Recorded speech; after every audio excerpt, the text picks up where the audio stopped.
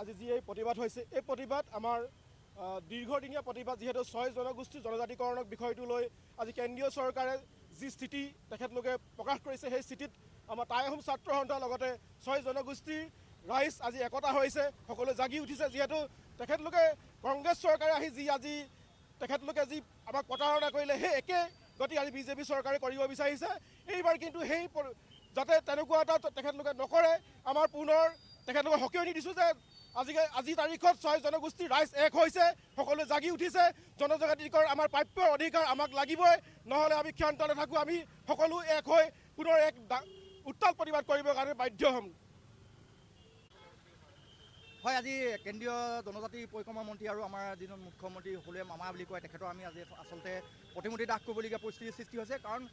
বিগত সময় ধৰি আপোনালোকে সংবাদ মাধ্যমে জানেই যে আমাৰ টাই আহোমকে ধৰি আন 6 জনগোষ্ঠীৰ যি ন্যায্য দাবী জনজাতিকৰণৰ দাবীটো আমি বহু বছৰ পুৰণা দাবী আৰু এই দাবীটোক লৈ তেখেতসকলে আমাৰ লগত ৰাজনীতি প্ৰতিবাৰে কৰি আহিছে আৰু আমি ভাবিছিলোঁ যে কংগ্ৰেছ চৰকাৰে আমাক কৰা মিথ্যাচাৰৰ পিছত এইবাৰ বিজেপি চৰকাৰে আমাক জনজাতিকৰণ দিব তেখেতসকলক কথাত আমি ভুল গৈছিলোঁ কিন্তু বৰ্তমান আমাৰ সেই আচলতে মুখ ভগ্ন হৈছে আমি আমাৰ জনগোষ্ঠীয় ৰাইজে আচলতে বুজি পাইছে যে বিজেপি চৰকাৰে কেৱল মাত্ৰ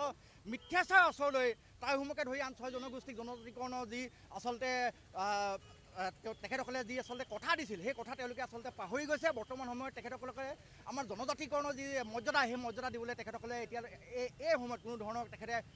সদিচ্ছা নাই গতিকে আমি বৰ্তমান আমাৰ জনগোষ্ঠীয় ৰাইজ ক্ষোভিত হৈছে আৰু অনাগত দিনত 2026ত যিটো আমাৰ আচলতে